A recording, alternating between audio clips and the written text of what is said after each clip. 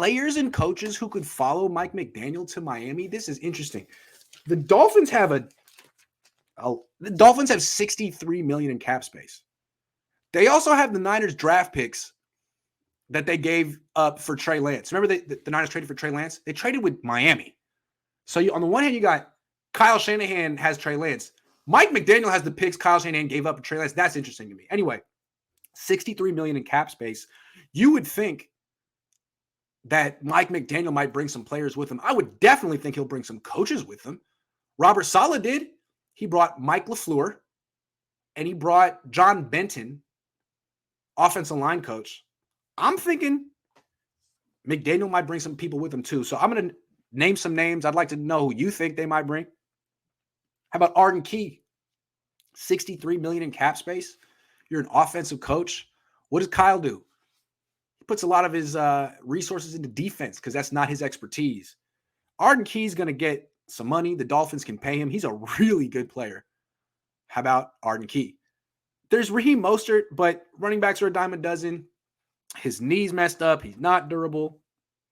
I don't think anyone's giving Mostert a lot of money.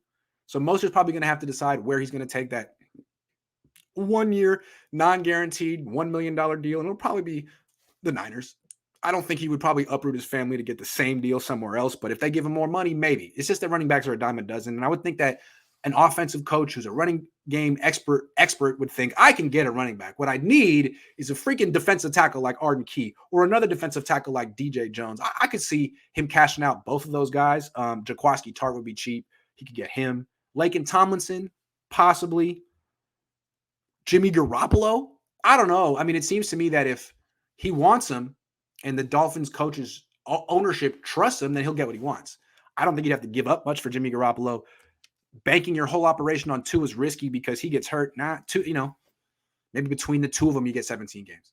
So maybe Jimmy could go there. And then coaches, Corey Undlin, that's the Niners pass game specialist on defense, or their defensive backs guru. And he was a defensive coordinator in 2020 in Detroit. So he has experience calling plays, running a defense. Could be him.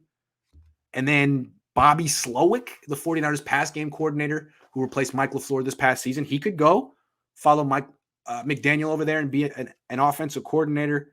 That's just off the top of my head too. I mean, I wrote them down, but that was off the top of my head. And there could be more. But I think this is interesting. I think we saw this happen with the Rams. As more and more of Kyle's coaches spread out around the league, next year it'll probably be D'Amico too. A lot of his assistant coaches are going to follow for promotions. Why stay with the Niners and be a position coach when you can come over here with me and be a assistant head coach, a coordinator, stuff like that? Be interesting. So the Niners, what they're going to have to do this year is keep their team together as much as possible. Keep as many coaches as possible. Extend the core members of the team like Debo and Nick Bosa. And I don't know if they're going to be able to keep Arden Key and DJ Jones. In fact, I don't think they will. I think those guys are probably going to get big paydays on teams that have lots of cap space like Miami.